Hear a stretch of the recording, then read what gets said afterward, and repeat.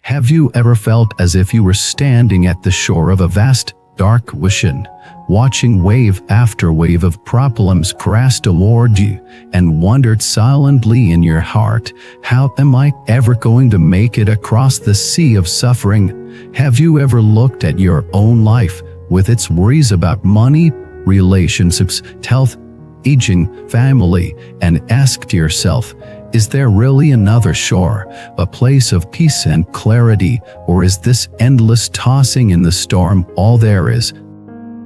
Welcome back to this channel, my friend. Thank you for choosing to spend these moments together, for letting your heart be open enough to listen, even if life has been heavy lately. Today, I want to sit with you and talk not about theories that float above our heads, but about 10 simple, living sentences from Master Hsing, a spiritual teacher who walked through poverty, war, illness, and constant change, and still managed to smile, to give, to guide, and to illuminate the path for countless people. These 10 sentences are like 10 boats anchored at the edge of your inner ocean. Each one is a way of crossing from confusion to clarity, from heaviness to lightness, from this shore of suffering to the other shore of peace. As we walk through them, I will not simply quote them like slogans. Instead, we will weave them into stories, into moments of real life, into the secret places where your heart has been struggling. Think of this not as a lecture, but as a long, honest conversation between friends who are both trying to understand how to live more wisely, more compassionately, and more freely. Before we step into the 10 sentences, let us talk for a moment about this idea of the sea of suffering and the other shore. Many spiritual traditions, our ordinary life, with its joys and pains, successes and losses, is compared to an ocean. Some days are calm, some days storms rise out of nowhere. You may feel like you are trying to steer a small boat through giant waves of responsibility, fear, and impermanence. The other shore is not a physical place. It is not a paradise on a map where nothing bad ever happens. Master Hsing reminds us that the other shore is a state of mind. When your heart is clear and steady, even difficulty becomes a path. When your heart is tangled and restless, even small problems feel unbearable. So the journey from this shore to the other shore is not mainly about changing the outside world. It is about transforming the way your heart meets the world. He once said that life is not suffering itself, but that the mind that suffers is what makes life feel unbearable. When you hear that, it might sound like he is denying your pain, but he is not. Instead, he is pointing out a subtle truth. Two people can go through similar events. One grows more compassionate, wiser, and stronger. The other grows bitter, resentful, and closed. The difference is not in the storm, it is in the boat. It is in the way the heart holds the experience. The 10 sentences we will talk about today are ways of rebuilding that inner boat. The first sentence says that giving others confidence is compassion, and giving others convenience is wisdom. Take a moment to let that sink in. In a world where people are constantly trying to get, to grasp, to secure things for themselves, he tells us that real happiness begins when you start to give, not just money or objects, but trust, understanding, and space. Imagine how your life feels when you are constantly asking the world to give you safety, love, recognition. You feel anxious because the more you grasp, the more you fear losing. But imagine shifting the direction of your heart. Instead of asking all the time, you start to ask a different question. How can I give something to this person in front of me? Maybe it is a word of encouragement. Maybe it is a little patience. Maybe it is a chance for them to grow. Think of a coworker who lacks confidence. Every mistake they make tautens the knot of fear in their chest. If you only criticize them, their world shrinks further. But if you give them even a small piece of confidence, if you say, "I know you can handle this, and I'm here if you need help," that sentence may become a light they remember for years. This is compassion in everyday clothes. It is not dramatic. It is not about showing off how kind you are. It is about quietly choosing to be the person who lifts rather than the person who crushes.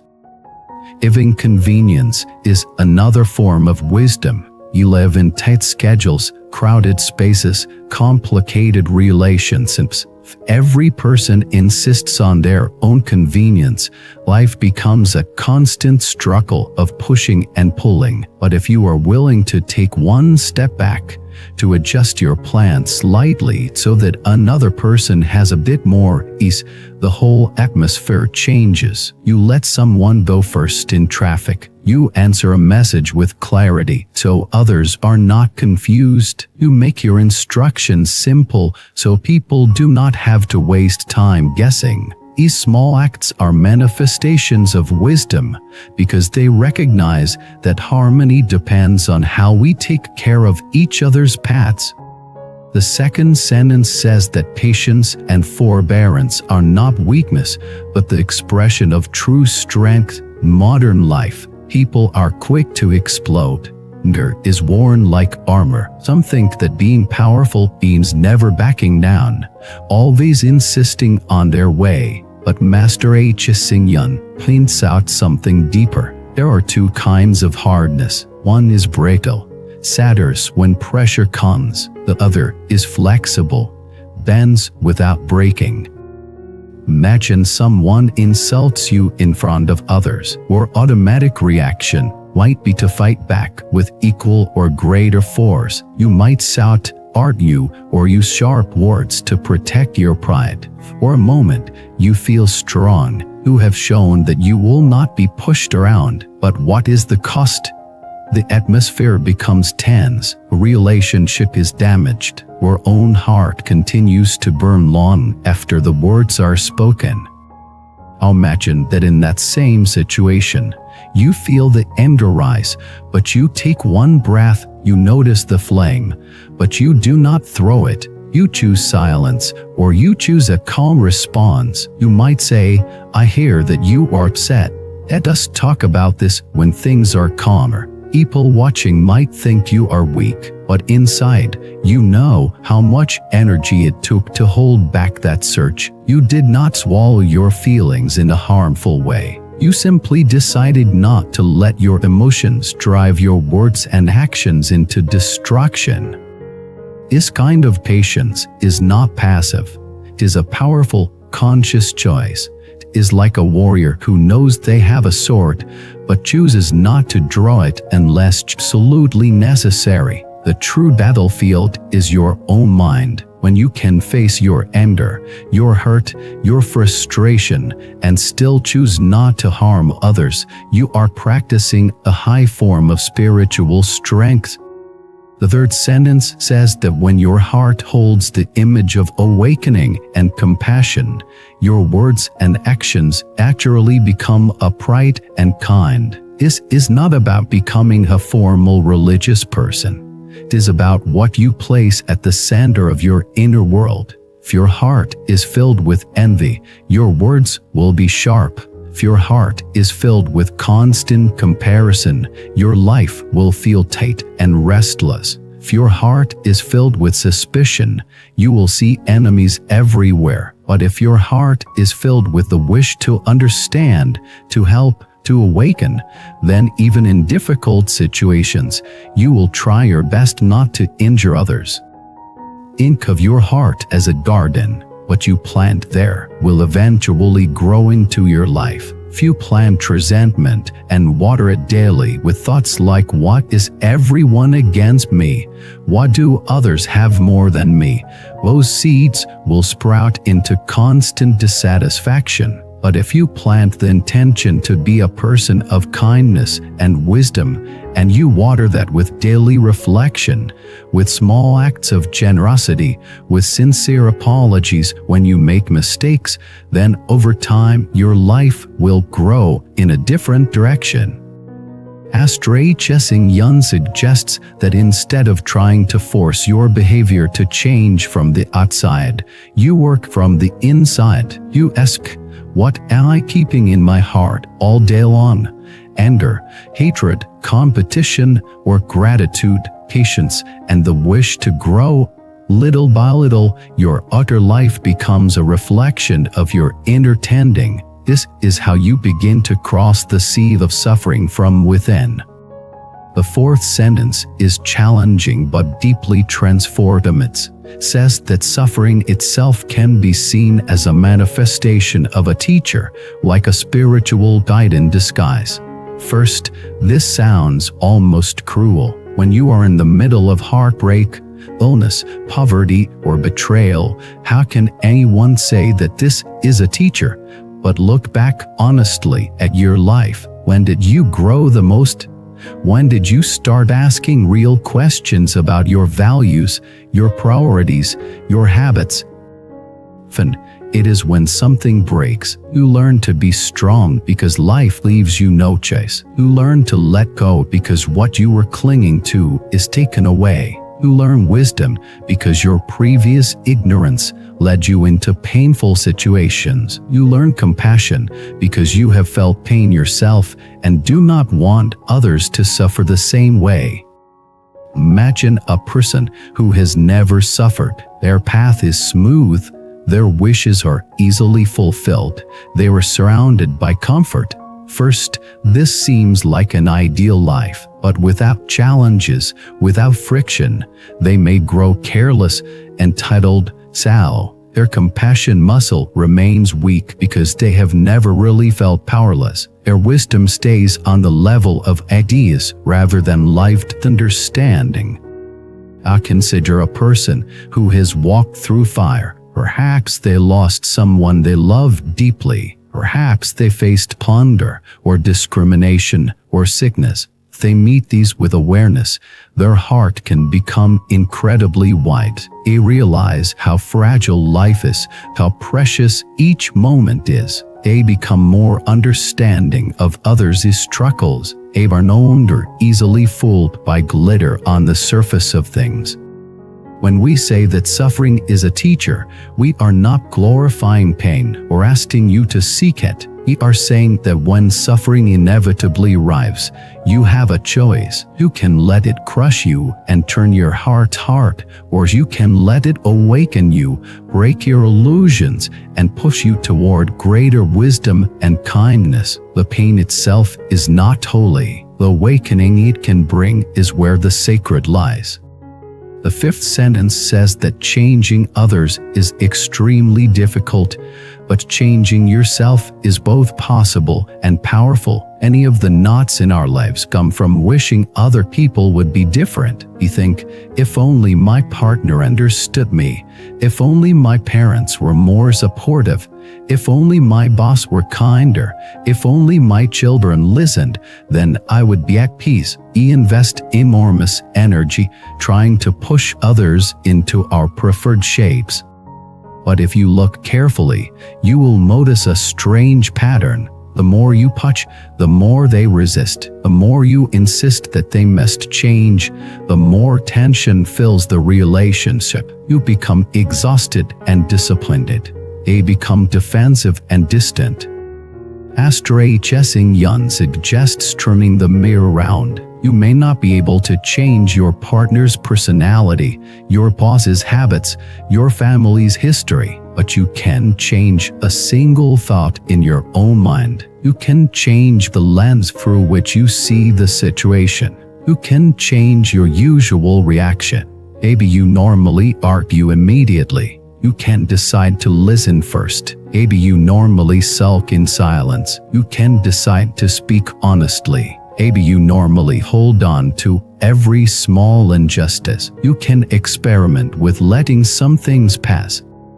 When you change even a little, the pattern of the relationship changes. It is like a dance. If one person shifts their steps, the whole dance must adjust. This is not about pretending that you are always wrong or that you should end your abuse. It is about recognizing that the place where you have the most real power is within your own mind and behavior. This shift is also deeply connected with karma. If your focus is always on blaming others, you continue to plant seeds of resentment. If you focus on your own responsibility and the ways you can respond with more clarity and grace, you plant seeds of freedom. Over time, these seeds shape your destiny more than any attempt to control others ever could. The sixth sentence says that building wide connections of kindness and goodwill makes your life smoother. Many people believe that success comes purely from skill or luck, but look around. People who are surrounded by trust, friendship, and respect often find doors open at the right time. When trouble comes, there is a net of support. When opportunities rise, someone remembers their name. Creating these connections is not about manipulating people or constantly calculating what you will get back. It is about genuinely wishing others well. When you speak kindly to a stranger, you may never see them again, but that moment may stay with them, and the energy of that goodness circulates in the world. When you help a colleague through a difficult task without making them feel small, you are not just completing a project, you are weaving a thread of trust. One day, when you are in need, perhaps someone else will appear to lift you. Imagine your life as a journey through a forest. Odd connections are like small torches scattered along the path. They may be with neighbors, coworkers, family, people you meet only once. Each act of kindness places another torch somewhere in the darkness. You may not know when you will need it, but when the night falls, the path is not completely black. From a spiritual perspective, positive connections are not only between visible people. When you act with sincerity and compassion, you also harmonize with the deeper patterns of life. You align yourself with the currents of generosity and support that flow through the universe. This does not mean nothing bad will ever happen to you, but it does mean that you are less likely to walk entirely alone. The seventh sentence tells us not to let yesterday's wounds steal today's happiness. Many people live as if they were carrying a heavy backpack filled with past hurts. Inside are memories of betrayal, humiliation, regret, shame, and anger. Every day they put this backpack on. As soon as they wake up, when something small goes wrong, the weight of all those old stones presses down on their chest. Think of someone who was deeply hurt in a previous relationship. They were lied to, abandoned, or betrayed. The pain was real and intense. Time passes, and they meet someone new who genuinely cares. At every small delay in replying to a message, every minor disagreement, every unfamiliar behavior becomes a trigger. They do not see the present clearly. They see it through the shadow of yesterday. Their new partner says something innocent, but in their mind, old scenes replay. In this way, the person who injured them long ago continues to steal their happiness now. Master Hsing is not saying you should forget your past or pretend it did not hurt. He is inviting you to stop feeding it with constant replay. The past is like a film that has already been shot. You can learn from it. You can grieve. You can understand. But you cannot rewrite the events themselves. What you can change is how often you project that film onto today. Imagine taking off that invisible backpack at the end of each day and placing it gently on the ground. You say to yourself, "What happened, happened." can learn from it, I can heal from it, but I will not let it steal every new sunrise. When painful memories arise, you notice them, breathe, and remind yourself that they are memories, not the present reality. Over time, the weight lightens. You free your hands to receive the small joys that are actually available now. 8th sentence says that the size of your world is determined by the size of your heart. Two people can stand in the same room, look at the same situation, and see completely different worlds. One sees only obstacles, limitations, reasons to complain. The other sees challenges, possibilities, reasons to grow. The external conditions are the same. The inner space is different. Think of someone with a very narrow heart. They are constantly comparing, constantly feeling threatened when others succeed. They cannot stand sharing credit or space. Their world becomes smaller and smaller because the more they feel threatened, the more they shut people out. Even if they live in a large house and earn a lot of money, their inner world feels like a small, windowless room. Picture someone whose heart is white. He can celebrate others' success because they do not see life as a limited pie, where one person's gain is automatically their loss. They are willing to listen to different opinions. They are not afraid to admit what they do not know. He can live in a tiny apartment and still feel as if the sky is open above them. White heart does not mean being naive or without boundaries. Means you do not let fear and jealousy control your view of life. When your heart is white, you can welcome more experiences, more learning, more relationships. You tolerate uncertainty better. You are more patient with yourself and others. In this way, your inner world expands, and with it, opportunities appear that a narrow heart would never even notice. The 9th sentence explains that letting go is not about losing, but about finding freedom. Many people cling tightly to situations that are already over, to relationships that have already ended, to identities that are already outdated. They think, if I let go, it means I have failed, or it means that what I invested no longer has meaning, so they hold on, even when their fingers bleed. Letting go does not mean you never cared. Does not mean you erase your memories. Means you stop allowing something that no longer fits to control your present and your future. For example, you may have had a dream of a certain career path. You studied, you tried, you pushed, but after years of effort, you see clearly that this path is not working for you. Maybe the industry has changed. Maybe your health cannot handle it. Maybe your heart has moved elsewhere. You can either spend the rest of your life beating yourself up for not forcing this dream into reality, or you can gently place it down and ask, what is life inviting me toward now? When you let go in this way, you are not declaring defeat, you are opening space. You are freeing your hands to receive something new, something better suited to who you are now.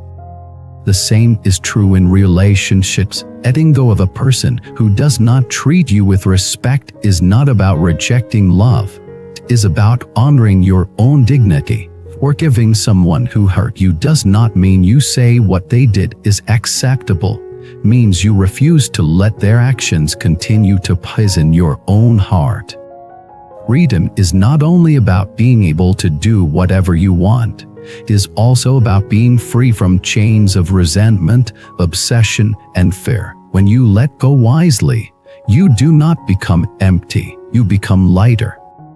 Finally, the 10th sentence brings everything together. It says that a peaceful heart is already the other shore. This might be the most important point of all. We often think of the other shore as a faraway place. We imagine that one day, when our bank account is big enough, when our relationship is perfect, when our health is flawless, when our past is fully resolved, then we will finally be at peace. But life does not work this way. There will always be some imperfection, some uncertainty, some unfinished business. Few wait for everything outside to be perfect before you allow your heart to rest. You may wait forever. Hsing tells us that the other shore is not a distant destination. It is right here, in the way your heart meets this very moment. When your mind is calm, even a difficult situation becomes manageable. When your mind is agitated, even small tasks feel like a heavy burden. Peaceful heart does not mean you never feel sadness or anger. It means you know how to return to a place inside yourself that is not thrown around by every wave. Imagine sitting by a lake on a windy day. The surface is rippled, restless, but if you dive deep, the water below is still, where thoughts, emotions, and situations are like the surface. They change quickly. Or deeper awareness, the part of you that can observe these changes, is like the depth of the lake. When you connect with that depth through breathing, reflection, and sincere practice, you begin to taste the other shore, even in the middle of your current life. This is the hidden meaning behind the journey from this shore to the other shore. You do not need to run away to a mountain or escape from all responsibilities. You are invited to carry your responsibilities with a more awake heart. Your family, your work, your challenges become the very ground on which you practice. Each moment becomes a stepping stone across the water. Let us bring these ideas down into a very human story. Picture a person named Michael. One point in his life, he feels like he is drowning. His mother is sick. His job is unstable. His relationship is full of tension. He wakes up each morning with a tight chest, thinking, I cannot do this anymore. He snacks at people, drives recklessly, eats without awareness, scrolls through his phone late into the night, trying to escape his thoughts. One day, a friend sends him a recording where someone is talking about these 10 sentences from Master Hsing. He listens half-heartedly at first. The words sound nice but distant. Yet a few phrases stick in his mind. Giving confidence is compassion. Changing yourself is faster than trying to change others. Do not let yesterday's hurt steal today's joy. A peaceful heart is the other shore. For the next weeks, he starts to experiment, not with huge, dramatic changes, but with small steps. When his mother is anxious and repeats the same question, instead of snapping, he reminds himself that patience is strength. He takes one breath before answering, tries to give her a sense of safety. When his boss is harsh, instead of spending hours imagining how unfair it is, he asks himself what he can control. Maybe he can improve his skills, or set clearer boundaries, or start quietly preparing for another job. He notices that he has been holding on tightly to a relationship that brings him more pain than peace. Letting go feels terrifying, as if he will be completely alone. But little by little, he sees that staying out of fear is not love. He begins to loosen his grip. He seeks support from friends, from spiritual practice, from quiet time with himself. One evening, sitting alone after a long day, he feels a moment of unexpected stillness. The problems have not disappeared, but for a few breaths, his heart is not fighting. He is simply present. In that moment, he feels a strange clarity, as if he has glimpsed a different shore within his own chest. This is how real change looks. It is not always dramatic. It is a series of moments where you choose a different response, where you widen your heart a little, where you turn toward understanding instead of mere reaction. As you do this again and again, you are walking the bridge from suffering to wisdom, from fear to trust, from confusion to awakening. Here is the beautiful part. You do not have to wait for some future time when you are more perfect to begin. Work practice begins exactly where you are now, with the life you already have. Your financial struggles, your family tensions, your inner doubts are not obstacles to the path, they are the path. So, as we bring this long sharing to a close, I want to speak directly to the part of you that is tired, that sometimes feels lost in the sea. Maybe you are carrying heavy responsibilities for your family. Maybe you are trying to forgive someone who is not even sorry. Maybe you are wrestling with an illness that makes every day uncertain. Maybe you are simply exhausted from trying so hard to be strong for everyone else. Please remember this: your worth is not measured by how smooth your life looks on the outside. Your dignity does not depend on never falling. It depends on how you stand up, how you learn, how you soften and strengthen at the same time. The 10 sentences from Master Hsing are not rules you must obey or slogans you must recite. They are invitations. Invitations to give when you want to grasp, to be patient when you want to explode, to see suffering as a potential teacher, to change yourself rather than endlessly blaming others, to build kindness instead of isolation, to stop letting the past steal the present, to expand your heart instead of shrinking, to let go where you have been clinging, and to discover peace not at the end of some long journey, but right here in the middle of your imperfect, beautifully human life. Think of one place in your life where you feel most stuck right now. Is it a relationship, a habit, a fear, or regret? Which of these 10 sentences speaks most directly to that place? You do not need to apply it all 10 at once. Use one. Let it become a companion for the next week or month. Repeat it to yourself, not as a magical spell, but as a gentle reminder. Each day, if I lived this sentence just a little more today, what would I do differently? Then try that. Sometimes you will succeed. Sometimes you will slip back into old patterns. That is okay. This path is not about perfection. It is about persistence, humility, and sincerity. Your destiny is not fixed like a stone. It is shaped moment by moment by the intentions you hold, the choices you make, and the seeds you plant in your heart. Maybe you cannot control the waves of the outer ocean, but you can learn to steer your boat with more wisdom and compassion. That steering, you are already crossing the sea.